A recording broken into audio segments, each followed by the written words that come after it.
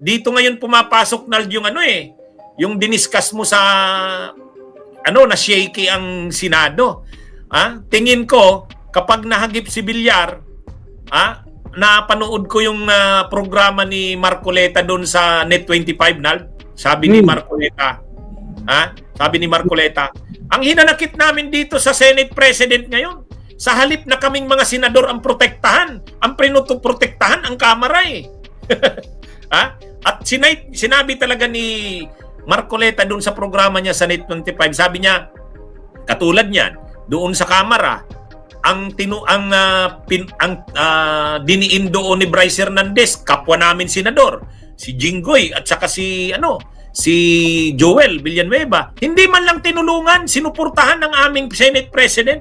Anong klase yan? Mas pinahalagahan niya pa nga yung si Bryce Hernandez kaysa sa aming kasamahan. Sa bawat pagdinig, mapakorte man o ibang quasi-tribunal, quasi-judicial tribunal, ang opinion, binabaliwala. Hindi tinatanggap ang opinion. Bakit kinakailangan siya magpahayag ng opinion doon? O pagkatapos, hinahanap ko yung Bryce Hernandez. Kasi pinahiram sa House of Representatives at doon ay tumistigo. O ba't hindi na sinuli?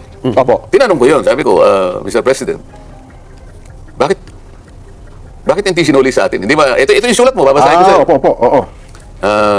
Paihiram ko sa inyo. Sabi niya, pero pagkatapos ng hearing ninyo, ibalik ninyo ng madali. Ligtas dito sa Senate. O ba't pinanatili mo ka ako sa Quezon City QCPD? Krami. Krami. Detention Center. Bakit Hospital Center. Nag-request sa akin si Speaker. Teka muna. Yun yung napanood namin na nagkaroon ng viral ngayon sa social media. Bakit pag na-request na yung Speaker, sabi ko, sumusunod ka sa Speaker? Pero yun naman daw po kasi siya, na-request ng Bryce sa Kongreso. So bilang puno ng Kongreso, isa naman ata... Sino ba dapat magpasya kung saan siya madidetain? Yung na-contempt? O yung otoridad na nag-contempt? Yung nag-contempt. Kayo nakastanding yung contempt order ng Senado. Hindi ka pwedeng mamili kasi ikaw ay nasa legal custody ng Senate. Nanganganib daw po siya doon, Sen. Kaya kapag hindi mo siya sinuli, binibigyan mo ng credentials yung sinasabi niya. Sa mga kapatid, sabi ko, hindi ko kayang tanggapin. Kaya hindi mo siya masoli dito. Naniwala ka na nanganganib siya dito sa Senado. Tatanggapin ba natin yan? Tayo, Senado, hindi natin kayang proteksyonan. Ito ngayon ang problema. Sabi ko, medyo ba didiscrash ang integridad ng ating inquiry dito pagka ganyan?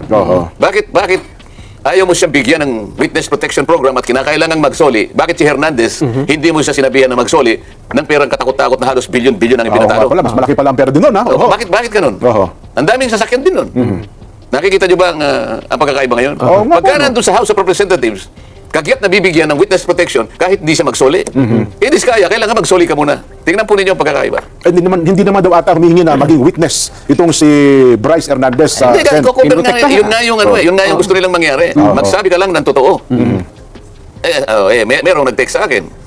Isa sa mga tumutulong na legal officer sa mga diskaya. May kinausap siya ng isang congressman daw. Maglaglag din kayo ng senador para hindi kayo makontempt. Ganito na ba? Tingnan ninyo, historically, ano ba nangyari kay Grijaldo, hindi ba? Ganon, sila yung gumagawa nun. Sa Senado, walang ganon yun ang nangyari kay Garma. Yun ang nangyari kay doon sa pulis, yung Ed, nakalimutan ko yung apelyido. Pero sa Senado, walang ganong klaseng kasaysayan. So, gusto ko makita ninyo yung pagkakaiba. Meron ka bang karapatan na sabihin mo na may butas itong parang hindi totoo, parang inedit? Bakit mo uhusgahan ang sworn statement ng isang tao nung ihayag niya nung ako pa yung chairman ng committee? O bakit nung ako'y napalitan na? Ibig mo sabihin, yung proceedings namin ay papalitan mo rin. Pinagtalunan, in-approve, ito yung ginawa namin, napatunayan namin na kailangan niyang magkaroon ng protection. Ito yung hiningi niya. Kaya gumawa ko agad ako ng sulat bilang chairman. Bininbin niya. Alam niya kasi papalitan na pala ako. So, ang ginawa niyang dahilan ngayon, kaya hindi niya pinirmahan yung sulat ko, hindi na ako ang chairman. At binigay niya raw kay Chairman Ping. Si Chairman Ping naman, nag-uusap na raw naman pala sila, kailangan magsoli muna. So, yun po yung nangyari. Sa mga kapatid, yung aming ginawang proceedings, kinu-question pa nila marami raw sa mga kasama namin ang dissatisfied sa direction na tinatahan. Yun pa po ang binabanggit. Siguro, liwanagin natin. Ano bang direksyon ang gusto nyo? Ayun. Di ba? Kami ang direksyon namin matuwid Kayo, anong gusto yung direksyon? Sino siya para sabihin niya na dissatisfied? Sino sa mga kasama namin dissatisfied? Baka naman yung leader ng House of Representatives ang dissatisfied sapagkat puro congressmen ang binanggit. Kaya pala sinasabi nila, magbanggit din kayo, maglaglag din kayo para hindi kayo makontent. Tama ba yun? doon po sa punto ng pagiging state witness, kasi sabi nila, dapat daw, ang isang state witness ay least guilty, hindi yung... Hindi ganun. Ganun ho ba? Ang mga requirements dyan, nasa Republic Act 6981. Okay. Basahin niyo yung Section 3 at saka yung Section 10 pag samasamahin niyo. Ito yung mga requirements sa ngayon sa aking pagkakatanda. Una, Opo. yung offense, yung krimen na kung saan dapat siyang tumestigo is a grave offense. Grave talaga ito, plunder ito. Opo. Wala kang ibang makukuhang tetestigo. Okay. So, ito lang. So, qualified din siya. Sila nga lumitaw eh. Kaya sabi ko, makipag-unahan kayo kasi kung sufficient na to, hindi ko na kailangan yung iba. Oo nga. Kasi hindi na kayo magko-qualify. Tama, kung sapat na nga po na. Hindi na kayo magko-qualify Oo dito nga sa naman, requirement. Kung nakipag-unahan ngayon yun. At yung kanyang testimony can be corroborated in material facts. Ibig sabihin, makukunan niya. Oo. Yung mga tumitestigo are not the most guilty. Yan. Yun ang requirement. Pagkatapos, meron pa sinasabi ron, nanganganib ang buhay, ang kanilang kaligtasan, at ang kanilang seguridad. So lahat ng mga yun, kung titingnan mo, babagsak lahat sa kanila. Tama-tama. Pero yung sinabing, magbayad ka muna, hindi kasali doon. Doon sa batas na yun. Na ang kondisyon ay isauli mo muna yung mga nakaw mo. Walang ganun. Kaya sabi ko nga, teka muna, bakit ang ating DOJ Secretary bumaligtad ng ganun? Sa napakarami niyang assistant doon, kung halimbawa nakalimutan niya yung batas na yun, dapat ang tanong muna siya. Kinausap ko yung Yusek. Nag-apologize sa akin. Sorry po, Sen, sabi niya, mali po kanya yung sinabi niya. Nako. Ngayon, sinasabi ko ngayon. Balikan ninyo yung Section 3 at Section 10 ng Republic Act 6981. Tingnan po ninyo doon kung may sinasabing kailangan magsoli. So kung wala kailangan magsoli, bakit yung Bryce Fernandez, wala kayong sinasabi na magsoli? Oo nga pala, no? Oo. Isa rin sa may pinakamalaking... Ang nangyayari ngayon, sa nakikita ko, yung aming Pangulo ng Senado, mas gusto niyang proteksyonan ng mga congressmen kaysa sa mga senador. Kaya kayo nung binanggit ni Bryce Fernandez ang Senator Jinggoy at Senator Joel, ayun.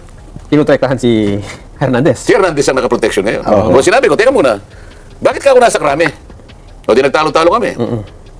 Ay siguro, alam nila, hindi nila mapangangatwiran. Bumaba siya. Kaya ko lang naman ginawa yun, sabi niya eh.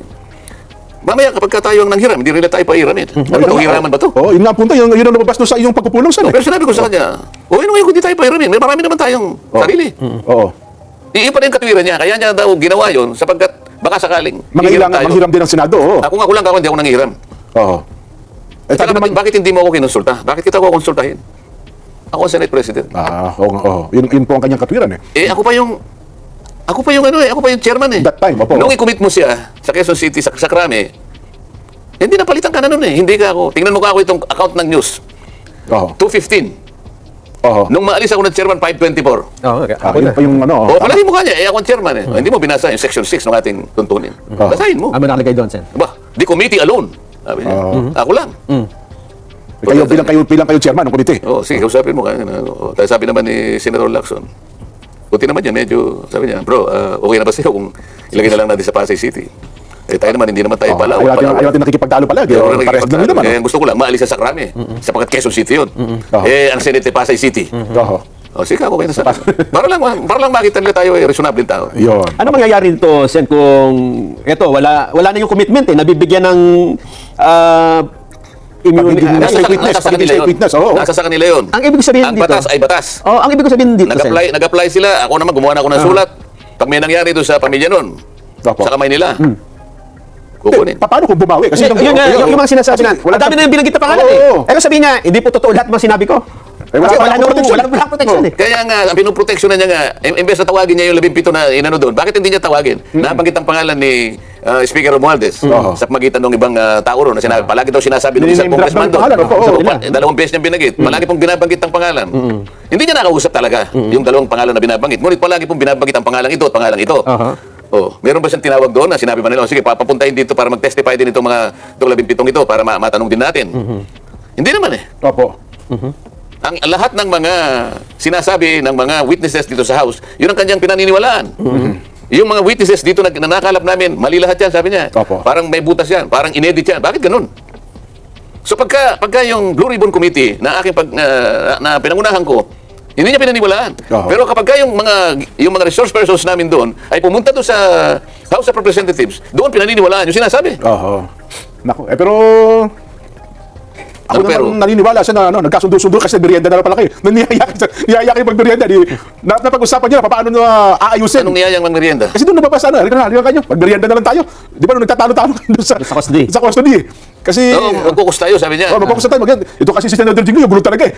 Dinig doon sa ano eh. Anong nalaman nyo nung pagkatapos nun? Nag-focus na lang ako kayo. Siguro sabi ko naman. Hindi, nagkukus sila. Nagkukus kami dito. Hindi, hiwalay kami. Ay, wala yun ba? Uy, Akala ko pa nakakala nyo nagmerienda pala kayo. eh. Hindi. Akala ko nagbigay siya ng kahit merienda man ako. Sige, maayos na tayo. Tayo naman yung mga maginoo. Pare-pares naman tayong mga senador eh. Nung una yata, Oo.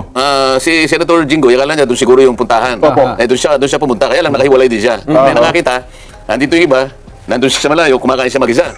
Ganun ba? Kasi nahanap ko rin siya eh. Oo. Siya nag-privilege speech eh. Tapos pagdating ni Senator Alan, nandun ka, kumakain ng spaghetti. Opo. O siguro nalaman niya, nasa kayo magkasama ko, nagtanong-tanong, nandun sila kami, pinuntahan kami. So may hiwalay silang caucus, may hiwalay kaming caucus. Oo. Pagka ganyan, Jenson, Oo. Ang naiisip ko ngayon dito, paano kung si Mark Villar na rin ang mahagip? Parang tapos ang ini-expect pala nila, dapat pag mga gano'n na ipagtatanggol, didipinsahan ni SP Soto, ni Senate President Soto at saka ni Ping Lacson. Ang problema niyan, paano kung hindi suportahan ni Ping Lacson yan? Kasi ang stand nila Ping Lacson sa ni SP Soto, kapag na-involve kayo, ay hindi namin namin yan, wala kaming diyan kasi kailangan hindi natin pwedeng sangkaan yan. Di ba? Yun ang stand ni walang sasantuhin walang sisinuhin O, paano kung si Mark Villar nahagip? Tapos ang ini-expect nila dapat dipinsahan ng Senate President or ng Blue Ribbon nila Lacson. Tapos pag hindi, posible yan na gamitin yan na rason nila Marcoleta sa kanila Cheese, yung grupo ng Siyam, na gatungan sila Mark Villar, magpalit na tayo ng liderato. Natin? Posible yun, attorney. No? Dahil nga very thin yung majority. Pero yung mga Villar, sumama sa majority nung last day. Nung mismo araw na yon. May 13 na kasi yung minority na dating minority. At naninigurado yung mga Villar, kaya sumama sila sa majority, yung dalawa nilang boto. Dahil alam nila, matatalo si Cheese. Kaya nanigurado sila, sumama sila. Kung aalis sila, may 13 pa rin. No? Worst case, kung sasama sa kanila si Pia Cayetano. So 12-12, tie. No, tie. No, yun yung at magkakaroon ng crisis yung Senado. Pero yun din yung value nitong independent commission. Pwede namang sabihin nila Tito Soto at nila Ping Lacson. Kwan yan yung independent commission yan Yung independent commission ang nagsampa sa inyo ng kaso. Yung independent commission ang nag-imbestiga. Pwede naman sila maghugas kamay para maintain yung kanilang majority dahil hindi naman korte ang Senado No? Ang magpa-file ng mga kaso ay yung independent commission. No? So, yun yung kanilang hugas kamay kung sakali. Bunyog, halikan na kasama ka. Bunyog, kapag buklod ay may pag-asa. Luzon, Visayas, Mindanao, isa ang pananaw. Sa bagong Pilipinas ang bunyog isisigaw. Bunyog.